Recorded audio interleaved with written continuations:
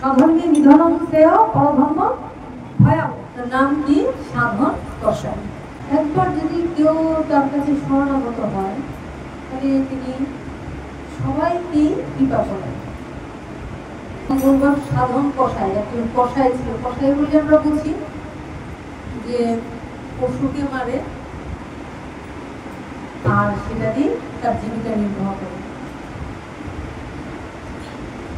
পশু মেরে ওইগুলিকে বিক্রি করেন আর এ দিয়ে তার জীবিকা নির্বাহ। শুধুমাত্র যে পশু বলি দিচ্ছে, মানে পশু মারছে আবার সেগুলি মাংস হিসেবে বিক্রি করছে, জীবিকা নির্বাহ করছে, সেটাও না। এবার দেখো, এমনই ভগবান সম্বন্ধে তার ধারণা নেই, নাম করে সবসময় নামের মধ্যে আছে, নাম গুণগান করছে, কাজ করছে। সে মনে মনে ভাবছে ভগবান আমাকে কষাই হিসেবে জন্ম দিয়েছে, এটা তো আমার কাজ। যে যে জায়গাতে এসেছে সেটাই তার স্বধর্ম। স্বধর্ম মানে যার যার নিজের ধর্ম। এটা তো আমার করতেই হবে, তাছাড়া আমার চলবে কি করি? তাই সে মাংস কাটে, মাংস বিক্রি করে ঠিকই, আর কি করে? গান করতে থাকে, কাটতে থাকে, গান করতে থাকে, বিক্রি করতে থাকে, এটা তার কাজ। সারাক্ষণ এই করে কি গান করে? ভগবানের নাম গুণগান করে। কিন্তু সে এমনিতে ভগবানের বিগ্রহ কেমন হবে দেখা করে আমরা যখন করে বুঝতে পারি, তার এগুলি খুব একটা বলি। তাই মাংসটা যে ওজন করে, সে ওজন করে কি দিয়ে জানো? শিলা দিয়ে। যে শিলা, নারায়ণ শিলা, ওই শিলাটা মাংসের যেখানে মাংস রক্ত ভরা, সেইখানে কষাই তো তার টেবিল বন্দি, ওখানেই রেখেছে।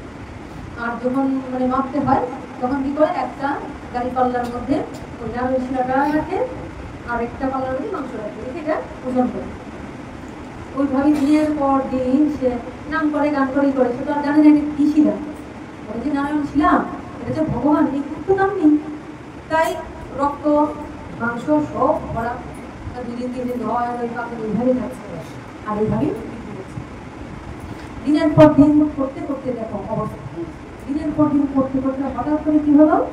হঠাৎ করে একদিনে ব্রাহ্মণ যাচ্ছে বাজারের তৈরি, হঠাৎ করে তার ছবিতে লিখে মানুষের কোথায় নারায়ণ ছিলাম, তো মহা অপরাধ হয়ে গেছে। ও তো নিশ্চয়ই বুঝতে পারছে না যে কি করছে। তাই উনি এগিয়ে গেছে, এগিয়ে গিয়ে বললেন যে তুমি কিছু করছো, তুমি ওই নারায়ণ শিলাটা ভগবান, তুমি এই ভগবানের মূর্তি বিগ্রহ, ভগবানের শিলাটা দিয়ে তুমি এসব করছো, তোমার তো মহাপাপ হয়ে যাচ্ছে। তুমি এটা আমাকে দিয়ে দাও, বিনিময়ে আমি তোমাকে কিছু টাকা দিয়ে দিই। কষায় সংখ্যা রয়েছে, না দিলে আমার বন্ধু রেখেছি, মানে পাপ হয়ে যাচ্ছে। তো ঠিক আছে, আমার টাকা পয়সা দিতে হবে, আমি নিয়ে যাবো, আমি যদি নিতে চান তাহলে নিয়ে যাবো। সে তাকে দিয়ে দেওয়ার মনে বছর আমি তো জানি না, আর আমি এটা করছি যখন নিয়ে গেছে, এখন ভগবানকে সুন্দরভাবে রাখবে, টাকা পয়সা নিয়ে যাবো। ওনাকে বলে যে আমি নিয়ে আমি বুঝতে পারিনি, আমার অনেক হয়েছে, আমার কাছে ভগবানের কাছে প্রার্থনা করবো। এবার নিয়ে গেছে সে পরের দিন ব্রাহ্মণ তো পঞ্চগর্ভ দিয়ে ভগবানকে স্নান করালেন, পঞ্চগর্ভ দিয়ে নারায়ণ শিলাকে স্নান করালেন। সুন্দর শুদ্ধাচারে স্নান টান করে মালা কষি চন্দন দিয়ে সাজালেন। যখন ভগবানের ধ্যান করছেন তখন ভগবান বলছেন, তুই আমাকে এখানে কেন নিয়ে, আমি যেখানে ছিলাম তুই আমাকে ওখানে যাই, আমি ওখানে বেশ ভালো ছিলাম। কারণ ও তো বুঝে, ও তো কিছু বুঝে না, ওর পর পয়টা তাই ও করছে।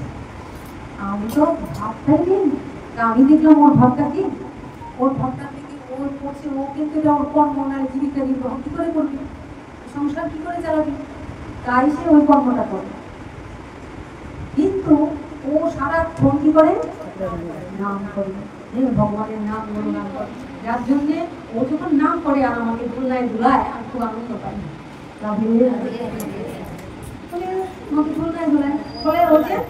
এক পাল্লায় রেখে আরেক পাল্লার মধ্যে ওটাকে নিপুণ দেখেছো? তাহলে দেখো তখন এখন চুটা কেমন, মানে কাউকেই তিনি ভুল করেন। সে যখন আমাকে এই তুলনায় দোলায়, মানে ওই যে এক পাল্লার মধ্যে মাংস রাখে, আরেক পাল্লার মধ্যে আমার আমি তো বলতে থাকি আর আমার গান করতে থাকে, আমি বেশ আনন্দে থাকি, আমি ওর সঙ্গে তার সেইভাবে আমাকে ওখানে দিয়ে আমার ওকে ভালো। আর তুই তো গান করিস না, তাই আমার ওই শুদ্ধার তারে পূজা করার চাইতে ওর কাছে আমার আরো ভালো লাগে।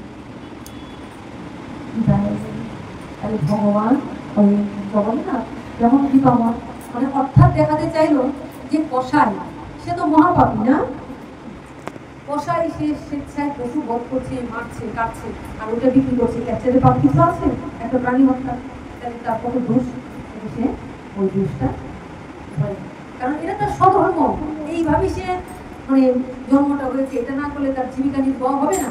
সে হলে জানে এইটা, সে জানে আমার ধর্ম হলো আমার স্ত্রী পুত্র পরিজনকে আমাকে খাওয়াতে হবে, ওদেরকে দেখতে হবে, কিন্তু ওদেরকে না দেখলে ওরা কিভাবে বাঁচবে, তাই সেই কর্মটা করে। ভগবান তার দোষ ধরে, এত বড় কষায়ের অপরাধ ওই অপরাধ হিসেবে গণ্য করলেন। এখানে দেখলেন যে জগন্নাথ কৃপা, জগন্নাথের কৃপা, এইভাবে যে গান করছে হরে কৃষ্ণ নাম নিয়ে যখন সে গান করছে, হরে কৃষ্ণ হরে কৃষ্ণ কৃষ্ণ কৃষ্ণ হরে হরে হরে রাম হরে রাম রাম রাম হরে হরে হরে কৃষ্ণ কৃষ্ণ কৃষ্ণ হরে হরে হরে রাম হরে রাম রাম রাম হরে হরে কৃষ্ণ কৃষ্ণ কৃষ্ণ হরে হরে হরে রাম রাম রাম হরে হরে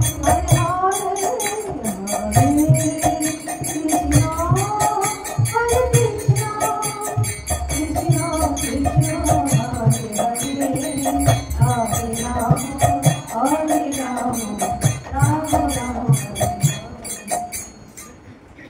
সর্বক্ষণ মুখে নাম করছে, গুণগান করছে, আনন্দে মনে আনন্দ তো, তার খারাপ লাগে সেই কষাই ভাবে আসছে, কিন্তু তার সংসার ধর্ম বড় ধর্ম, সংসারটা চালাতে হবে, আর সে তো আর অন্য কোনো কর্ম জানে না, যেমন অনেকে আছে না এটা না ওইটা অন্য কর্ম তো করতে জানে, সে তো কোনো কর্ম জানে না, সে জন্ম হওয়ার পর থেকেই সে দেখে আসছে এই যে আমার কর্ম, তাই ওই পরশ করা হবে, বাবা দাদা তার 14 গোষ্ঠী এই কাজই করেছে, তাই সেই কর্মটাই শিখেছে, আর কোনো কর্ম জানে না, তাই দেখেছে এখানে ভগবান মানে এখানে দেখালেন স্বধর্মে নিধনং শ্রেয় পরধর্ম রাধে, স্বধর্মে নিধনং শ্রেয় পরধর্ম ভয়াবহ।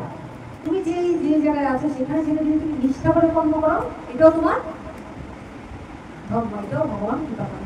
কিন্তু আমি আমার ধর্ম পালন না করি, আমার যদি বলো সেটা পালন না করে আমি মনে ভাবছি না এটা থেকে এটা করলে বেটার, সুতরাং আমি এটা বাদ দিয়ে ওটা করি, কর্ম ছেড়ে ধর্ম করি, যদি সেটা অনেকদিন বলেছি, যদি সেটা ভগবানের কোন বিশেষ ইচ্ছে হয়, গুরু গোবিন্দের আদেশ প্রাপ্ত হয়, তখন আমরা সেখান থেকে সরে যাই, সেটা আলাদা, সেটা আমরা সরে যাই না, আমাদেরকে এখান থেকে তুলে নিয়ে অন্য একটা বড় কর্মেতে লাগানো হয়, এটাই। কিন্তু আমরা যদি কর্মটাকে ত্যাগ করি সেটাও একটা দোষ, কারণ কর্মটাকে ধর্মে পরিণত করতে, এটাই দেখেন যে জগন্নাথ তখন তার দোষ না দেখে কি করলেন, দোষ না দেখে তার ওই যে ভগবানের নাম গণনা করে আর কাজ করে ওটাকে ধরলেন। এইবার ব্রাহ্মণ কি করলেন, তাড়াতাড়ি শিলাটা নিয়ে এসে বললেন নাও নাও, এই নারায়ণ আমার কাছে তো থাকবে না, তোমার নারায়ণ তোমার কাছেই দিয়ে গেলাম, সে নাকি তোমার কাছেই আনন্দ পায়। তখন সে আবার আমি এইরকম করি, মানে আসল কথা কি বলতো, তাকে চেতনা দিল, ভগবান তাকে চেতনা দিল, যখন এগিয়ে এলো এবং বললো ধন্য ধন্য তোমার পূজা, ধন্য তোমার কর্ম, ধন্য ধন্য, কারণ আমাকে ওই নারায়ণ বলেছে তোর কাছে আমি অনেক ভালো থাকবো, আমাকে দোল নেয় দোলায়, আমাকে গান শোনায়, এই যখন বললো ঝড় করে কষাই যে পাষাণ তার চোখ দিয়ে জল করতে লাগলো, এবং তার কাছে ফিরিয়ে নিয়ে এসে যাওয়ার কথা বললো, এই শুনলি তুই কেমন এত ভালোবাসি আমাকে, আমি আর তাকে ভালো রাখলাম।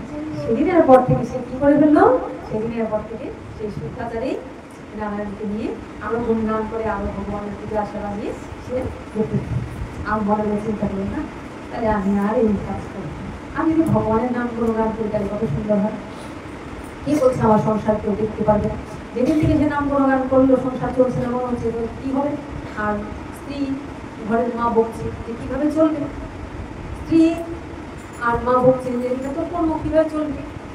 সে চিন্তা করছে আমি কি করি। সে বসে যখন গুণগান করছে তখন দেখা গেল দলে দলে সবাই সময় মনে ভাবছে সে বসাই ছিল অথচ এই সুন্দর ভগবানের নাম গুণগান।